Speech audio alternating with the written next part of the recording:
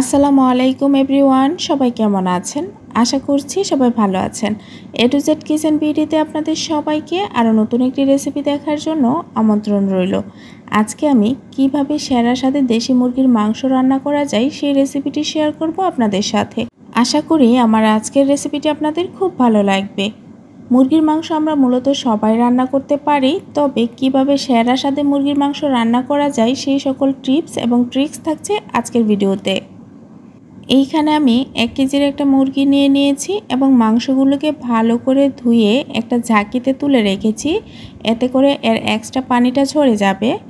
এবং মাংসের পিসগুলোকেও regular size করে কেটে নিয়েছি। এখন রান্নার জন্য একটি পাত্র চুলায় বসিয়ে দিয়েছি। পাত্রটি গরম হয়ে আসলে দিয়ে দিচ্ছি 1/3 কাপ সয়াবিন তেল। এখন দিয়ে দিচ্ছি 4-5টা এলাচ, 4-5টা দারচিনির টুকরো এবং 2টি তেজপাতা আমি মাঝখান দিয়ে ছিঁড়ে দিচ্ছি। এখন তেলে গরম মশলাগুলোকে হালকা ভেজে নেব। এই সময় কিন্তু আমি চুলার আঁচ মিডিয়ামে রেখেছি। গরম মশলাগুলো তেলে ভেজে নিলে অনেক সুন্দর একটা ফ্লেভার আসে। ভাজা হয়ে গেলে দিয়ে দিচ্ছি 1 কাপ পরিমাণের পেঁয়াজ কুচি। এখন নেড়েচেড়ে পেঁয়াজ কুচিগুলোকে হালকা ব্রাউন কালার করে ভেজে নেব। তার আগে বলে নিচ্ছি, যারা এখনও আমার চ্যানেলটিকে সাবস্ক্রাইব করেননি তাদেরকে আমার চ্যানেলটিকে সাবস্ক্রাইব করে আমার সঙ্গে থাকার জন্য অনুরোধ রইল। পাশাপাশি সবার আগে ভিডিও পেতে পাশে থাকা বেল আইকনটি অন করে রাখবেন। পেঁয়াজগুলো নেড়েচেড়ে হালকা ব্রাউন কালার হয়ে এসেছে। এখন এক এক করে বাকি মশলাগুলো আমি অ্যাড করে দেব। প্রথমেই দিয়ে দিচ্ছি 3 টেবিল চামচ রসুন বাটা।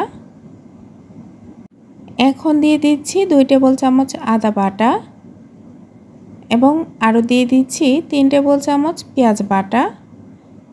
এখন সকল বাটা মশলাগুলোকে আমি 4 থেকে 5 মিনিটের মতো ভালো করে ভেজে নেব। এতে করে বাটা মশলার যেই কাঁচা গন্ধটা আছে সেটা দূর হয়ে যাবে। এই পর্যায়ে চুলার আঁচ মিডিয়ামে রেখে আমি বাটা মশলাগুলোকে 4 থেকে 5 মিনিটের মতো ভালো করে ভেজে নিয়েছি। 4 থেকে 5 মিনিট পর বাকি মশলাগুলোকে এখানে অ্যাড করে দেব। প্রথমেই দিয়ে দিচ্ছি স্বাদমতো লবণ, 1 চা চামচ হলুদের গুঁড়া, 1.5 টেবিল চামচ মরিচের গুঁড়া, 1 টেবিল চামচ ধনিয়ার গুঁড়া এবং 1 টেবিল চামচ জিরার গুঁড়া।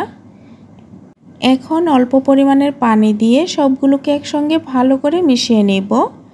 এখানে আমি আমার পছন্দ অনুযায়ী মরিচের গুঁড়াটা অ্যাড করেছি, তবে আপনারা কিন্তু আপনাদের পছন্দ অনুযায়ী মরিচের গুঁড়াটা বাড়িয়ে কিংবা কমিয়ে দিতে পারেন। সবগুলো ভালো করে মেশানো হয়ে গেলে মশলাটাকে ভালো করে কষানোর জন্য দিয়ে দিচ্ছি আরও কিছুটা পানি। যে কোনো রান্নায় মশলা যত ভালো করে কষানো হবে রান্নার স্বাদ কিন্তু ততই বেড়ে যাবে। তো চুলার আঁচ মিডিয়ামে রেখেই কিন্তু আমি মশলাটাকে ভালো করে কষিয়ে নেব।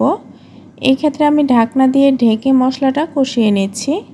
এরই ফাঁকে ঢাকনা তুলে মশলাটাকে একটু ভালো করে নেড়েচেড়ে দিতে হবে যেন মশলাটা নিচ থেকে পুড়ে না যায়। আর মশলা ভালো করে কষানো হয়েছে কিনা তা কিভাবে বুঝবেন? যখন দেখবেন মশলা থেকে তেলটা আলাদা হয়ে গিয়েছে তখন বুঝে নেবেন মশলা ভালো করে কষানো হয়ে গিয়েছে। আর মশলাটা ভালো করে কষানো হয়ে গেলে এই পর্যায়ে দিয়ে দিচ্ছি ধুয়ে রাখা মুরগির মাংসগুলো। মুরগির মাংসগুলো দিয়ে আবারও নেড়েচেড়ে মশলার সঙ্গে কিছুক্ষণ মুরগির মাংসগুলোকে ভালো করে কষিয়ে নেব। আমি যেভাবে মুরগি রান্না করি সেইভাবে কিন্তু মুরগির স্বাদ অনেকটাই বেড়ে যায়। আমার রান্না করা মুরগি কিন্তু সবাই অনেক বেশি পছন্দ করে। তাছাড়া 1 কেজি মুরগির মাংস রান্নার জন্য সব মশলার মেজারমেন্টই কিন্তু একদম পারফেক্ট। আপনারা যদি সব মেজারমেন্ট ঠিক রেখে রান্নাটা করেন তাহলে আশা করি আপনারাই বুঝতে পারবেন এইভাবে মুরগি রান্না করলে আসলে মুরগির স্বাদটা কতটা বেড়ে যায়। তো আমি চুলার আঁচ মিডিয়াম টু লো হিটে রেখে কিন্তু 8 থেকে 10 মিনিটের মতো মুরগিটাকে ভালো করে কষিয়ে নিয়েছি। এখন ঝোলের জন্য দিয়ে দিচ্ছি পানি।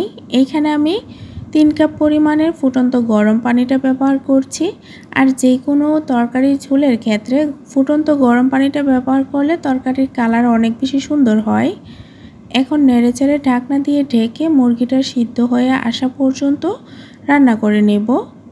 এই পর্যায়ে আমি চুলার আঁচ মিডিয়ামে রেখে রান্নাটাকে কমপ্লিট করে নেব। আর যে পরিমাণে আমি ঝোলের জন্য পানি ব্যবহার করেছি সেই পানির মধ্যেই কিন্তু মুরগির মাংসটা একদম পারফেক্টভাবে সিদ্ধ হয়ে যাবে।